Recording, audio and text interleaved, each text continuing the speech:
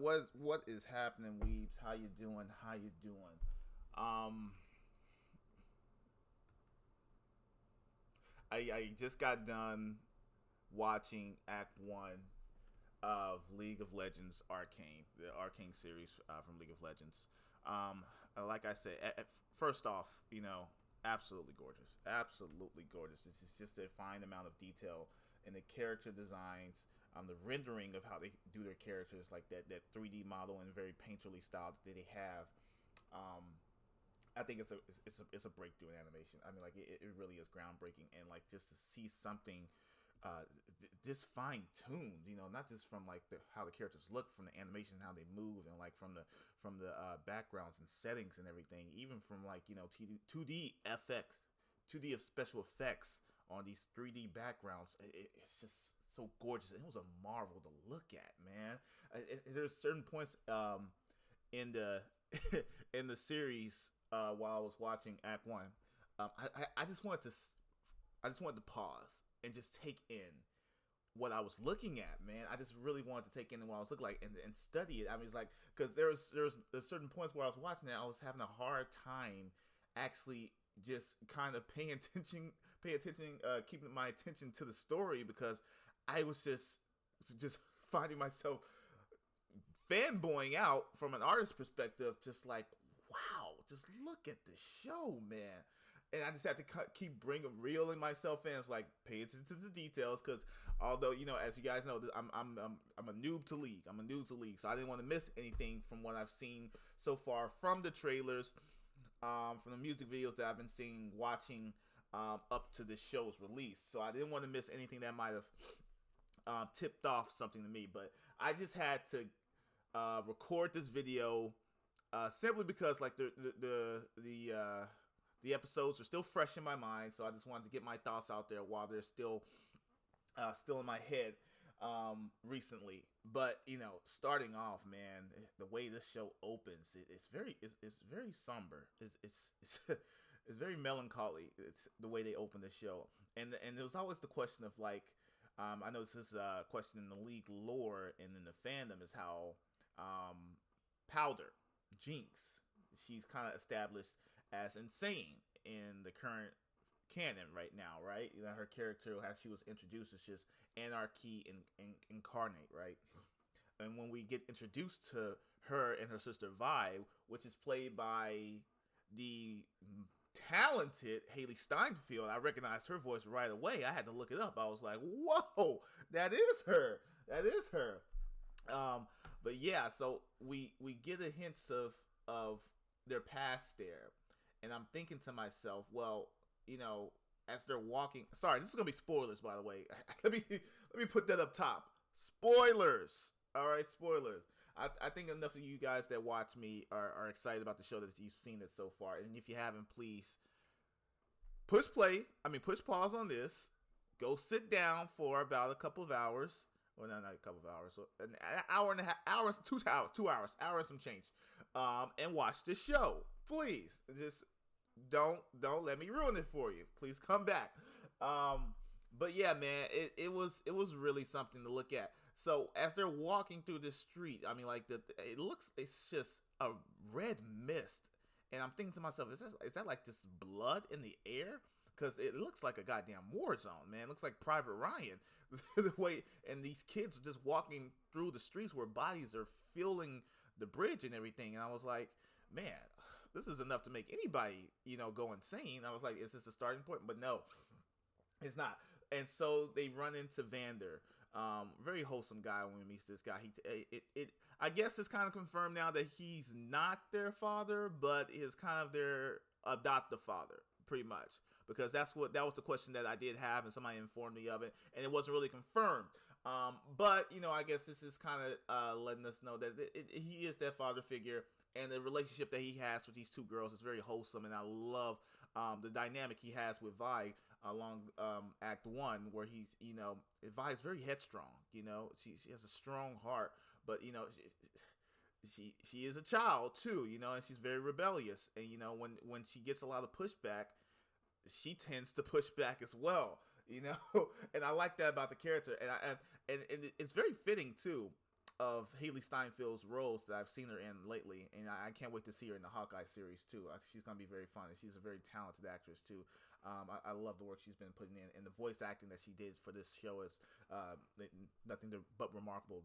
But starting off when we get a little time skip there, and they're on the job, and they it's a thieving job. They got a tip from somebody in the underground to rob this guy. Now, this sets off a domino effect throughout all of Act 1, simply because of Powder's curiosity. I kept finding myself thinking to myself, the decisions that Powder makes. Powder is Jinx. That's the name of it. Before she was known as Jinx, she was Powder.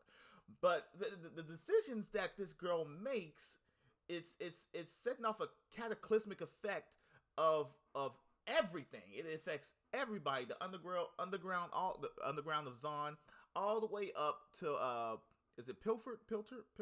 Sorry, the upper city. I forgot the name. Forgive me. But yeah, because I was just thinking to myself, curiosity always kills the cat. That's the saying. Curiosity kills the cat. But her curiosity seems to be killing everybody except her. You know what I mean? I was like, every time she did something, I was like, oh my gosh, stay put somewhere. I mean, optimal name there, Powder, because she is a powder keg. I mean, like, please, somebody just keep an eye on her. Oh gosh, because she's a very. It's hard to hate her too, because she just wants to help. She really just wants to help, and she wants to prove herself too. And we got little inklings of it in the first little teaser that we have of Arcane.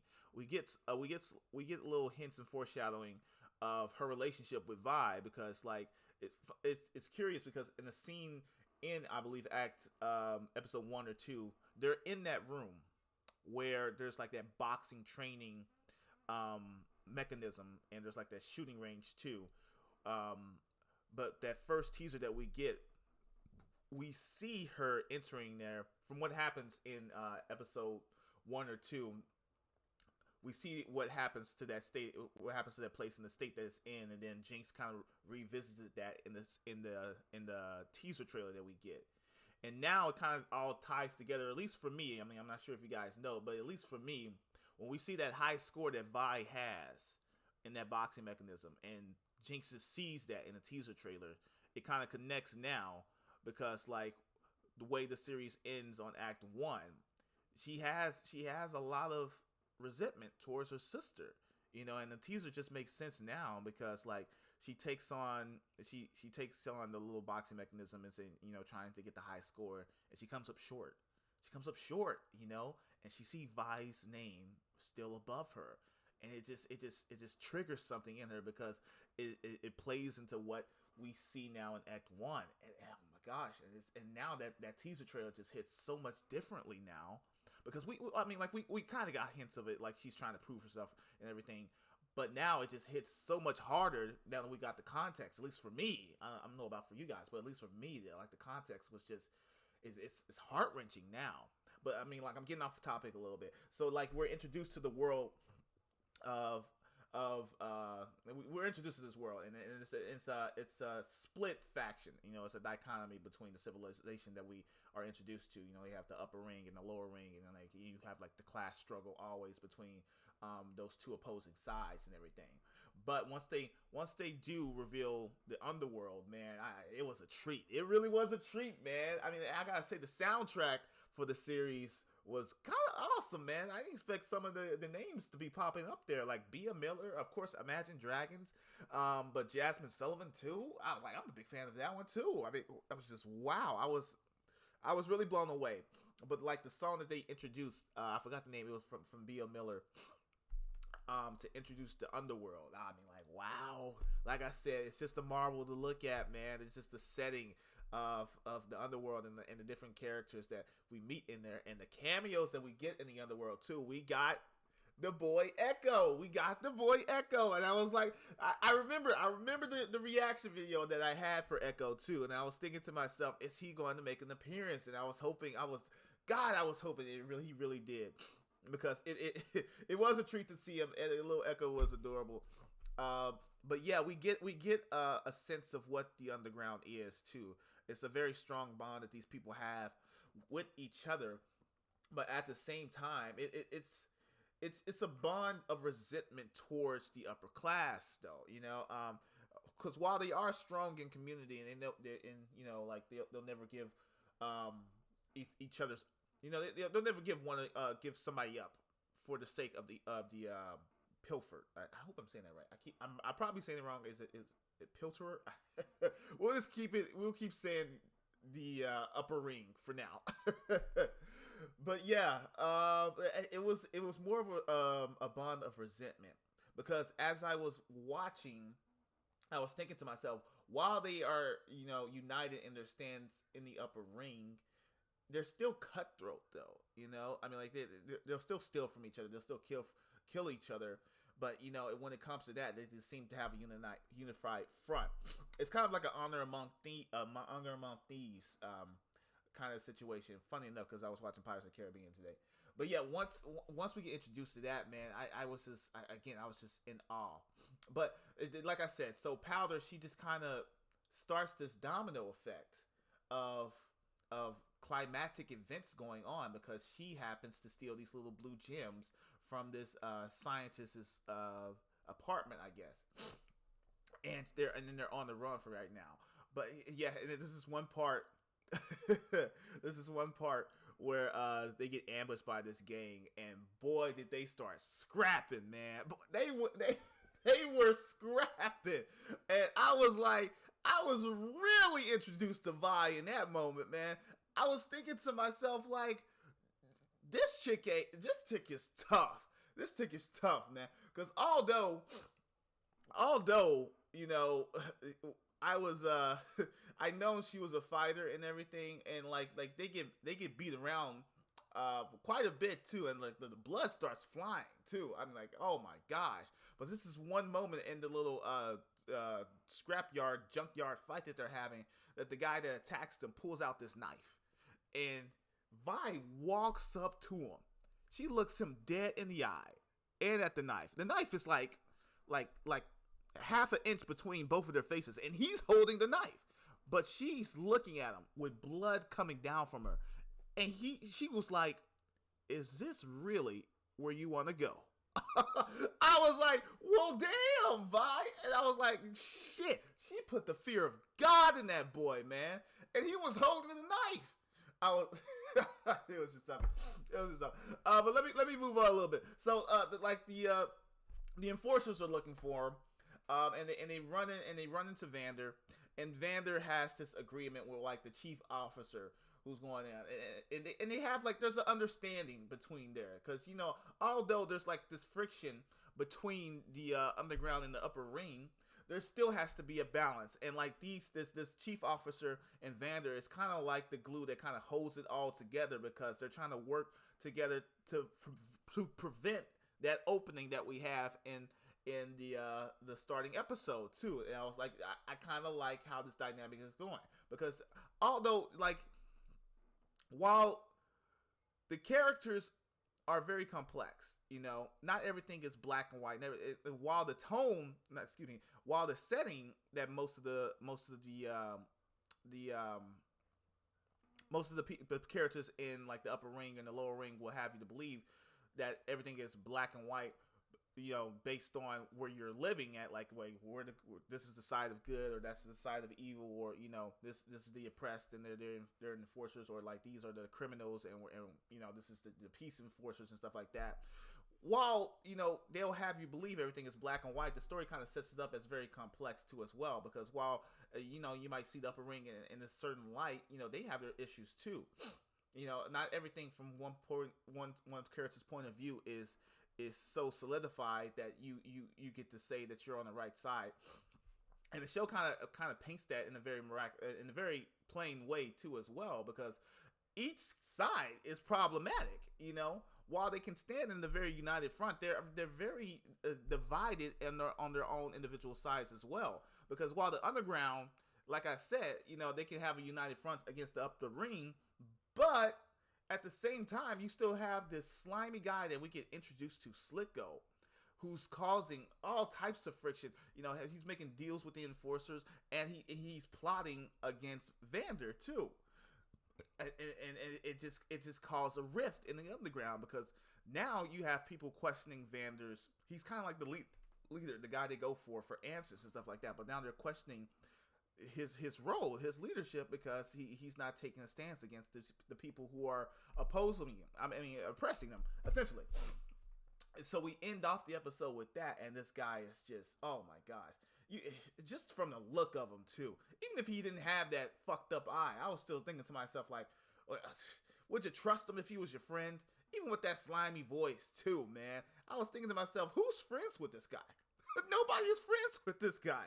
There's no way I'm trusting this guy with anything. And like Vander used to be old pals with this guy. No way. I don't know. That's just me. But yeah, we like I said, the domino effect is going on, and like they're hunting for these four this gang of four that Vi is leading to. Vander, Milo, Powder, Vi. I forgot the chubby guy's name. Anyway, so continuing on. So what else happens then? Afterwards, you know, we get a little flashback of where they stole the goods from, whose apartment that was. I believe the guy's name. What was the guy's name? Oh my gosh, I gotta look it up now. What is the guy's name? Jayce. That's his name, Jayce. So this threw me for a loop here too. So here, at least in this setting, in this setting of League, magic is a bygone product. It is taboo in nature, if I'm correct, because like they bring this guy to trial. Although they're looking for the people who caused the explosion, he still takes some of the blame because he was hoarding this stuff, and it causes some problem in his city because he puts lives in danger because this stuff is kind of forbidden, you know, and he's put on the tribunal. And I gotta say, I like the politics of the show too. I like the politics because, like, although, you know, he sees it as a way of opportunity, they sees it as a way, as chaos, you know, because it's too hard to control. And I like the kind of concept of creating magic through science, because in most, you know, fandom or any type of fictional property that you read, you know, science is just magic explained, or magic is just science to be discovered, I guess, if you wanted to put it that way. So he's put on trial, and he just he's condemned for it, and he's kind of advised by this little imp character who I love.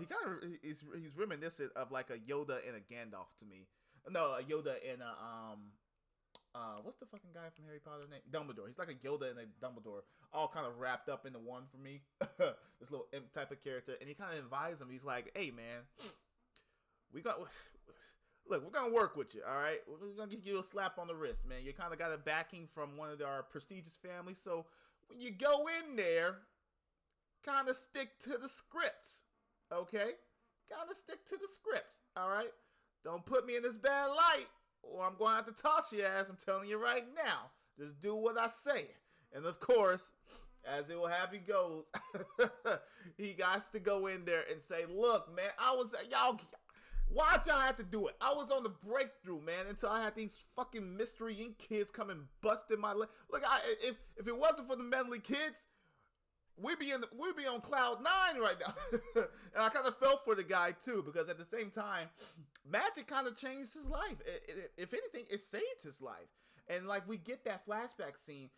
Oh my gosh, it looked just like the Rise music video trailer that I saw too, like just the way that he was casting his spell, and he saved his mom and him and Jayce from the snowstorm and everything, and like he drops the gem in his hand and kind of leaves it at that. And I was like, well, how can a guy not, man? This is something that changed his life drastically, and he just sees the opportunity from it. I don't get any malice from him, you know what I mean? I just see a guy who sees so much potential and what changed his life and what it can do for other people. So I didn't really see any type of malice from him, but I kind of feel like, you know, he's gonna go down a road where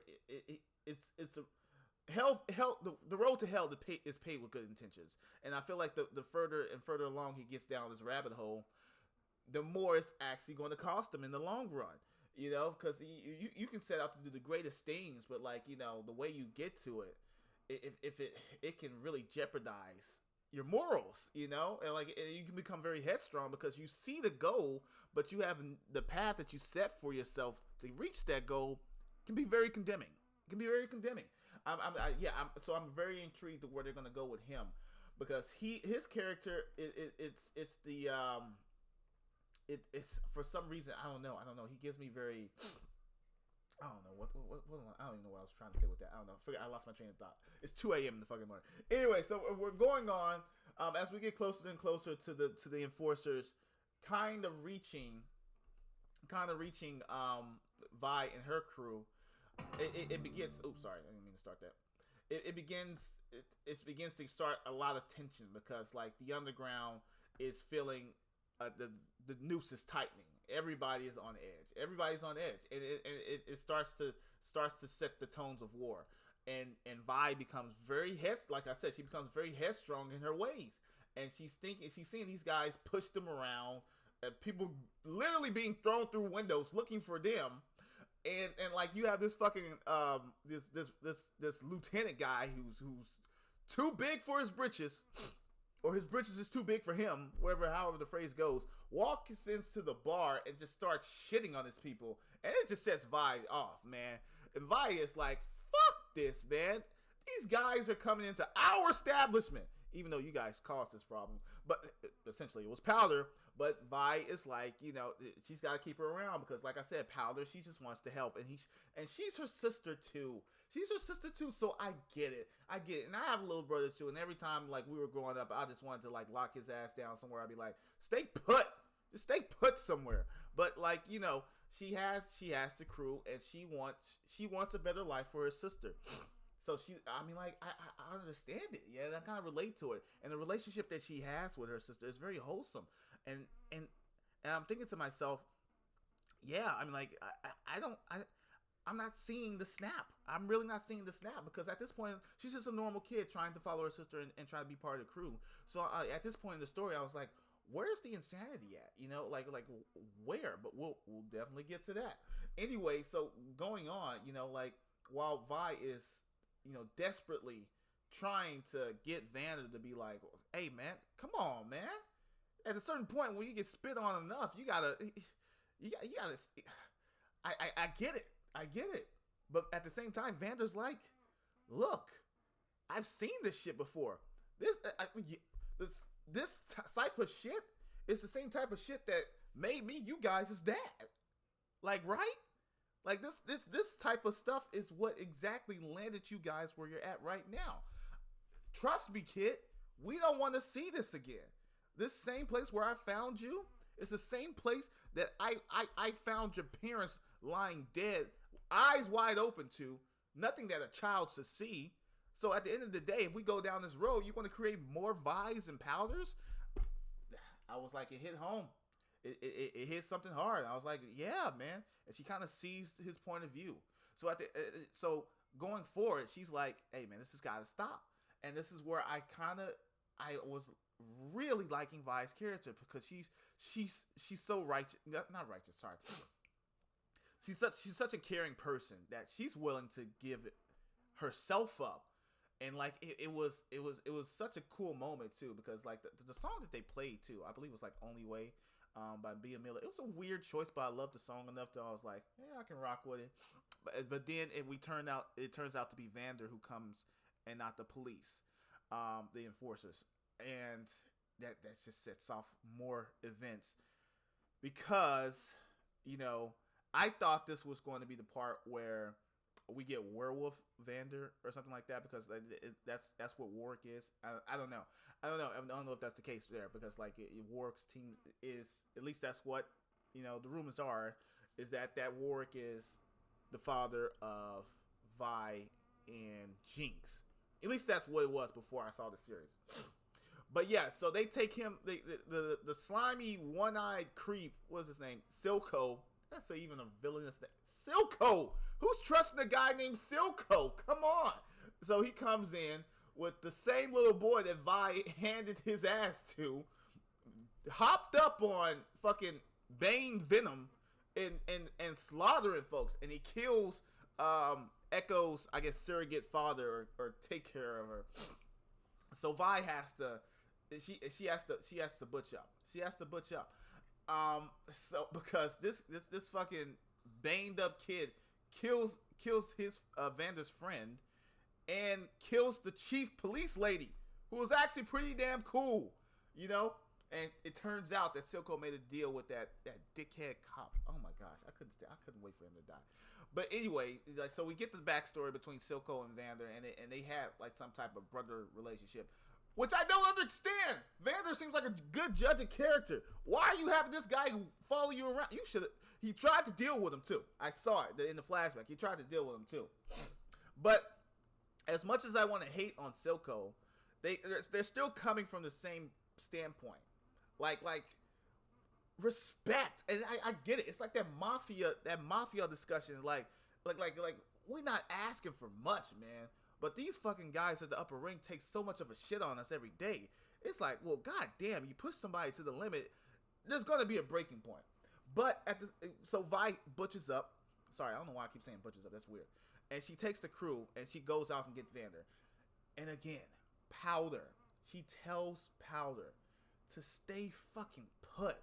I swear to God, none of this shit would happen if you just stay put somewhere. Oh my God. So she gets there and she finds Vander. And they're about to get, you know, they're about to set him free. And it's going well too, because like this really just, there's been, you guys know I love my action sequences. I love my fight scenes. I didn't get a lick of that so far. I've got none of that, and I'm still enjoying the show. So the moment that it pops up, I'm like, yes. Keep in mind, there hasn't been a single action sequence yet, except like from running from the cops, or Vi training in, or V shooting at the gun range, which he did. Like damn, I get why she's a gunslinger, because as a child, shit, man, I can't wait to see her when she's an adult. But when we get it, Vi goes fucking ham. I mean, there's a point where this big hulking menacing guy walks up to Vi, and they're trying to get Vander loose and everything. And a little point there too. I thought that was the point where we were going to get Werewolf Vander or Warwick, was because like that I saw the cheer, and I was like, oh, is this the part where they experiment on him, because they had like the green lighting and like the Warwick of Zon trailer. You know, it's sitting like a green tint and everything. The environment is very different shades of green. They had the green lighting in this scene, and I was like, is this the part where Singe experiments on Vander and we get Warwick? I'm not sure. That's what I thought was going to happen, but this big hulking guy, essentially Blob, walks up to V, and she's got Vander's old gauntlets on. Boy, she bobs and weaves the first couple of hits, and she uppercuts this motherfucker and lifts him off the ground. It's a free shot too. The moonlight is lighting up the scene too, but she at least knocks this guy a couple inches off the ground, and he's a heavy set guy too. But V goes to work on his henchman. It's like Gandalf and fucking Fire Beast saying, "You shall not pass." She goes ham on these fucking peons, man. And I'm thinking to myself, everything is going good. Everything is well. They almost got Vander out. Fucking chubby guy in the back's almost got a way out. But fucking Powder.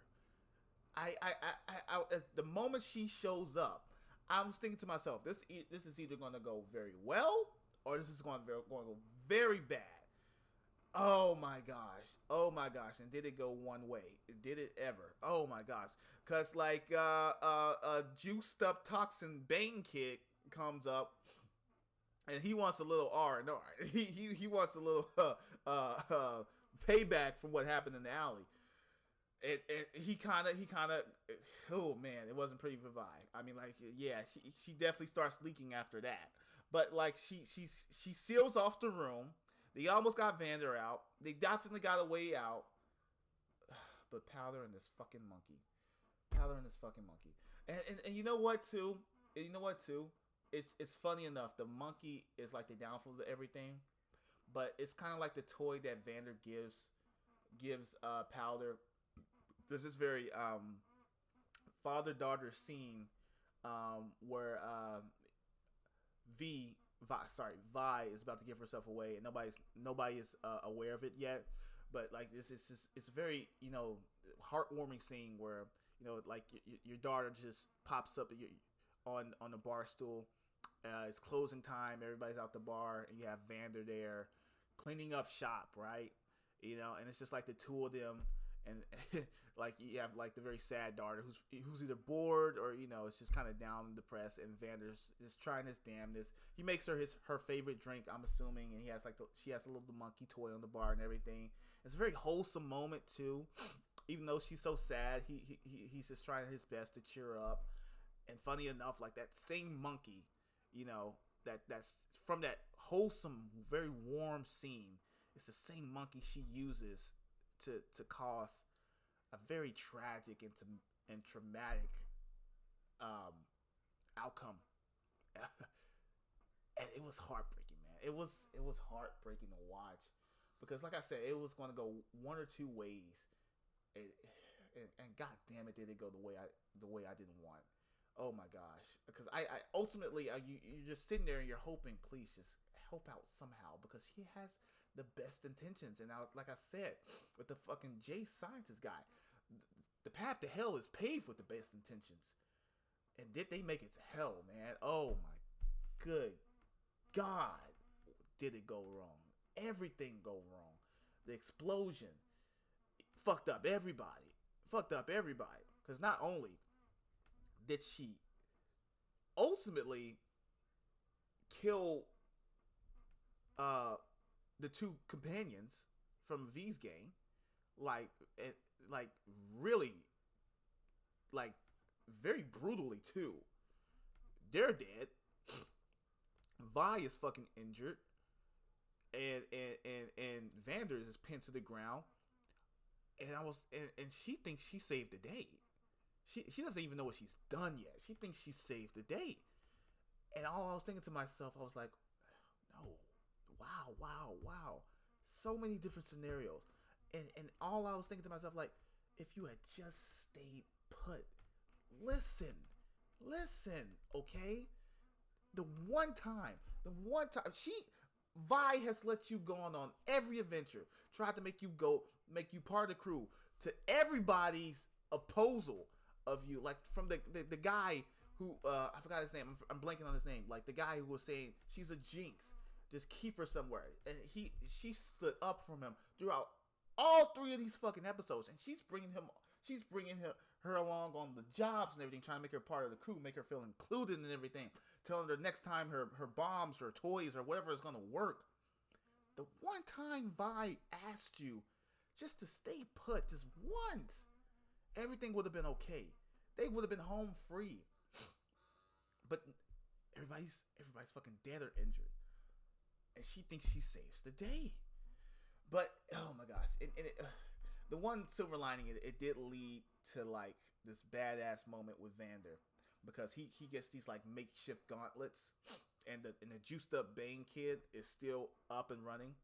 But I gotta say, I hopped up because he cracked that neck, he popped the shoulder and everything, and Vander was like, it's time to go to work. He brought out thunder and lightning, man, because the fucking Bane kid swung. When Vander caught that arm, tore it up, he cocked that thing back, man, and woo! I jumped off the fucking couch. I was like, let's do it, Rocky. Let's do it. Oh, man. But ultimately, fucking slimy Silco stabs him in the back and everything. And then again, I thought this is where because like he stabs him and Vander falls down into the fiery pits of hell onto the vials. And I thought, is this where we get werewolf Vander, werewolf Warwick, essentially? No, but he turns out to be like this juiced up. It's just the figured version of himself, and he has to save Vi. He could have gone for Silco, but you know, you gotta save your kid, man. You gotta save your kid. So he jumps out the building and he lands to his death, and like Vi is just there with looking down too on her dying father of Vander, and this and it's so sad because the last image that she has of him, it's just this disfigured version of Vander, you know, saying take care of Powder, when it was Powder's own actions that causes his demise. And he's not even aware of it too. But I'm pretty sure if he was, he would have been like, stick with her, man, stick with her.